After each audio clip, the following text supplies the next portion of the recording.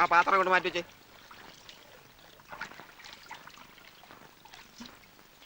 ആ അല്ല, ഇവിടെ വന്ന് നിൽക്കുക. നല്ല പാർട്ടിയാ. വാ മോളോട്ട് പോവാം. അവിടെ നമ്മുടെ മുറി. എന്തേ? വീട്ടിൽ നിന്ന് ഞാൻ ആദ്യമായിട്ട് അകന്ന് നിൽക്കുന്നേ. അതുകൊണ്ടെന്താ? അല്ല, അവിടെ കൊണ്ടാക്കണോ? അല്ലെങ്കിൽ തന്നെ എനിക്ക് അങ്ങോട്ട് വരാൻ പേടിയാ. ഞാൻ വലിയ മഹാകവിയാണെന്ന് ധരിച്ചു വെച്ചിരിക്കുക തന്റെ ചേട്ടൻ നടൻ. മഹാകവിയോ? ആ, അന്ന് അങ്ങേര് എന്നെ കാണാൻ കോളേജ് വന്നപ്പോ രക്ഷപ്പെടാൻ വേണ്ടി ഞാനൊരു ബുദ്ധിജീവി കളിച്ചു, ഒരു കവിതയും കാച്ചി. അല്ലെങ്കിൽ റോട്ടി വെച്ച അന്ന് ഞാൻ തല്ലുകൊണ്ടേനെ. ഇന്ന് കല്യാണ തിരക്കിനിടയ്ക്ക് എന്നോട് പറയാ അവരുടെ അടുത്ത നാടകത്തിനൊരു പാട്ട് എഴുതി കൊടുക്കാൻ. എന്നോട് നീ ഇവിടെ ഒന്ന് നിൽക്കണോ? അപ്പുറത്തോട്ട് ചെല്ലേ, അവിടെ 100 കൂട്ടം പണിയുണ്ട്. മോളെ, ഇവര് പുറപ്പെടുകയാത്രേ. കേട്ടോ ശാരദേ, ഈ കുട്ടിയ എന്റെ മരുമകളായിട്ട് വരാൻ പോകുന്നു പറഞ്ഞപ്പോ പലരും ചോദിച്ചു, എന്താ ഭഗീരഥമേ നിങ്ങൾക്ക് വേറെ ഒരു ബന്ധവും കിട്ടിയില്ലെന്ന്. കാര്യം സ്വത്ത് കുറച്ച് കുറവായിരിക്കും. ആയിക്കോട്ടെ, അവന്റെ ഇഷ്ടമല്ലേ ഞാൻ നോക്കേണ്ടത്. ആഭരണങ്ങളില്ലെന്നോ ഒരു ഡ്രൈവറുടെ മോളാണെന്നോ ഇതൊന്നും ഞാൻ നോക്കില്ല. ജഡ്ജി ശിവദാസ മേനോന്റെ മോള് മാലതിയുടെ ആലോചന വന്നതാ. അവരാണെങ്കിൽ നമ്മുടെ തരാതരക്കാരാ. പക്ഷെ ഞാൻ പറഞ്ഞു പറ്റില്ലെന്ന്. പാവപ്പെട്ട വീട്ടിലെ കുട്ടിയാകുമ്പോ ഒന്നുമില്ലെങ്കിലും അടുക്കള പണിയെങ്കിലും അറിയാലോ. വാ വരട്ടെ വരട്ടെ.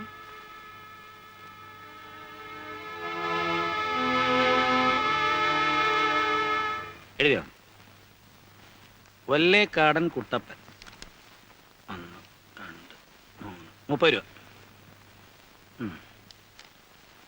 മാട്ടാത്തൊടി രാജൻ 50 രൂപ.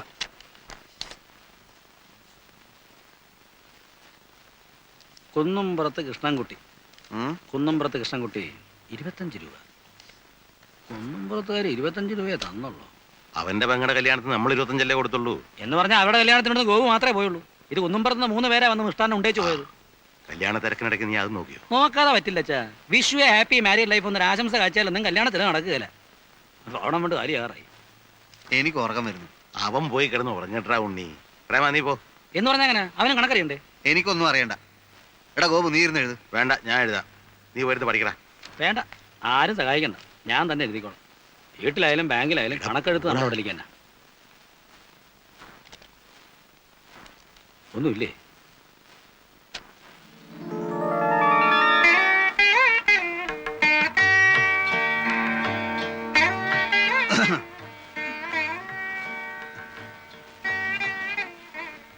സംഭാവനക്കാരുടെ ലിസ്റ്റ് എടുപ്പായിരുന്നു.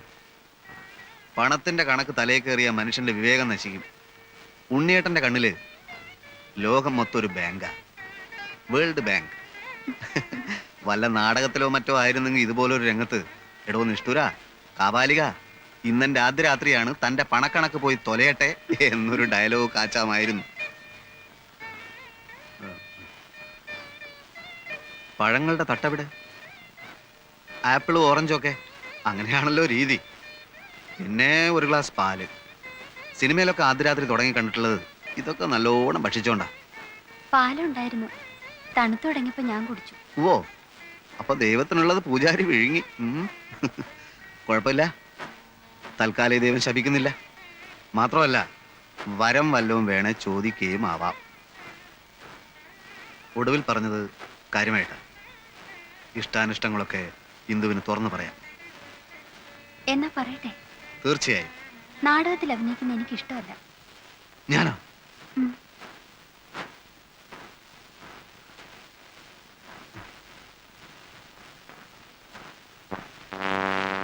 ആദ്യ രംഗത്ത് തന്നെ ആന്റി ക്ലൈമാക്സ് വേണോ എന്റെ ഭഗവാനെ?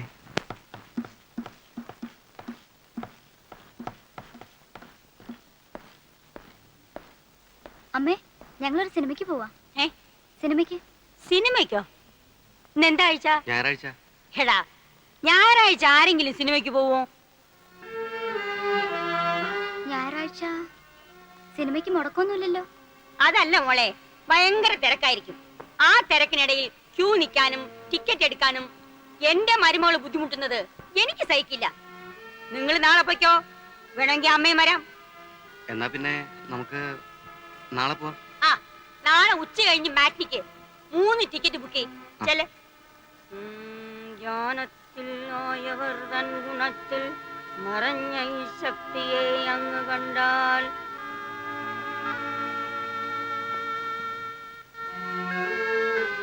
നാളെ നമുക്ക് ഒരു ടെൻഷൻ ഇല്ലാതെ സിനിമയ്ക്ക് പോവാം കേട്ടോ. വേണ്ട, ഞാനില്ല. അമ്മയും മോനും കൂടെ പോയി കണ്ടാ മതി. അയ്യേ, എന്താ ഇത്? അമ്മ നമ്മളോടുള്ള സ്നേഹം കൊണ്ട് പറഞ്ഞല്ലേ. അത് എനിക്കൂടെ തോന്നണ്ടേ? കോംപ്ലക്സാ. മരുമോൾ വന്നപ്പോ മോന്റെ സ്നേഹം കുറഞ്ഞു പോകുന്നുള്ള പേടി. ദേ പറഞ്ഞു പറഞ്ഞ് കാട് കയറണ്ട. തൽക്കാലം അമ്മ പറയുന്നത് കേട്ട് നടന്നാ മതി. നീ ഇത് മുഴുവനും ഇന്ന് അലക്കാൻ പോവാ? കുറച്ചവിടെ ഇട്ടേക്ക്, ഞാൻ അലക്കിക്കോളാം. വേണ്ടമ്മേ, ഒറ്റ അലക്കിന് തീർന്ന അതാ സുഖം. അച്ഛനെ ഷർട്ടിങ് തന്നെ. ഓ ഇത് മുഷിഞ്ഞില്ല മോളെ. ഇന്നലെ ഇതല്ലേ ഇട്ടത്, മുഷിഞ്ഞില്ലേലും സാരമില്ല. എന്റെ ഷർട്ട് മുണ്ടും എടുത്തോട്ടെ. ആ കണ്ടോ, പഠിക്കുന്നതിനിടയിൽ അവന്റെ ഒരു കാര്യാന്വേഷണം. വായിക്കുന്ന പുസ്തകത്തിൽ ശ്രദ്ധിച്ചു വായിക്കടാ. ഓ, ഈ ചെക്കനെ എത്ര പഠിപ്പിച്ചിട്ടും കാര്യമില്ലെന്നാ എനിക്ക് തോന്നുന്നത്. ഇന്നലെ അവൻ എന്നോട് പറയാന്നേ, അവന് ഡ്രൈവിംഗ് പഠിക്കുന്നതാ ഇഷ്ടംന്ന്. അതിനെന്താ ഇത്ര കുറവ്? നല്ല അന്തസ്സുള്ള ജോലി തന്നെ ഡ്രൈവിങ്. ഒന്ന് പറഞ്ഞ് മനസ്സിലാക്കി കൊടുക്കച്ചാ. പക്ഷെ നിന്നെ പോലെ ബുദ്ധി കുറഞ്ഞവന്മാർക്ക് ആ പണി പറഞ്ഞിട്ടില്ലടാ. നീ പുസ്തകം കാണാപ്പാടം പഠിച്ച് വല്ല ഡോക്ടറോ എഞ്ചിനീയറോ മറ്റോ ആ നോക്ക്. കണ്ടുമുട്ടിയ ആദ്യ നാളുകളിൽ ഞാൻ കരുതി നീ ഒരു മാലാഖയായിരിക്കുമെന്ന്. ദേവി, എനിക്ക് തെറ്റിപ്പോയി. സത്യത്തിൽ നീ ഒരു കാളസർപ്പമായിരുന്നു.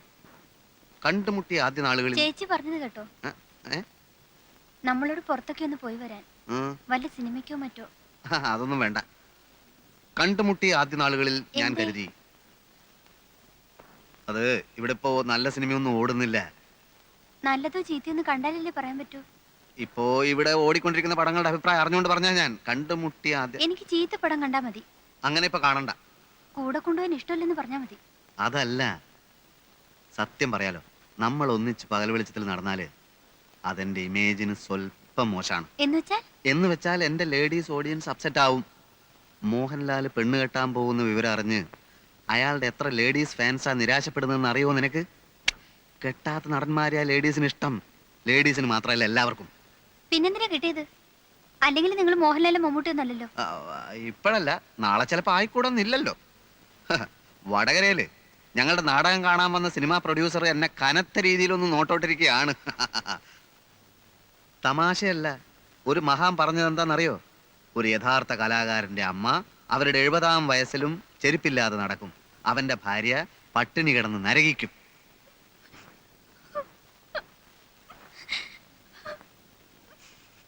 ഇന്ന് ഒരു ദിവസത്തേക്ക് ഈ തത്വമൊക്കെ മറക്കാം. മുഖം വീർപ്പിക്കണ്ട. ഉച്ച കഴിഞ്ഞിറങ്ങാം. ഒരു കറക്കം, ഒരു മാറ്റ്നി. ചെല്ലു, ഒരു ചായ ഇട്ടുകൊണ്ടുവാ. ചെല്ലാൻ. കണ്ടുമുട്ടിയ ആദ്യ നാളുകളിൽ ഞാൻ കരുതി നീ ഒരു മാലാഖയായിരിക്കുമെന്ന്.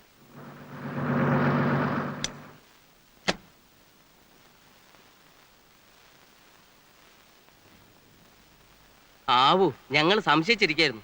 പ്രോഗ്രാം നേരത്തെ പറയാത്തതുകൊണ്ട് പ്രേമനോട് കാണുമെന്ന്. കവിതാലയക്കാരുടെ ഹീറോയിനിക്ക് സുഖമില്ല, അതുകൊണ്ട് പെട്ടെന്ന് നമുക്കൊരു പകരക്കളി വീണ് കിട്ടി.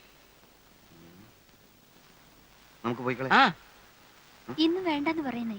അത് പറ്റില്ല. ആ മഹാൻ കലാകാരന്മാരെ പറ്റി പറഞ്ഞ ഓർമ്മയുണ്ടല്ലോ. ഒരു യഥാർത്ഥ കലാകാരന്റെ ഭാര്യക്ക് ഇതുപോലുള്ള പല ദുർഘട ഘട്ടങ്ങളെയും അതിജീവിക്കേണ്ടതായിട്ടുണ്ട്.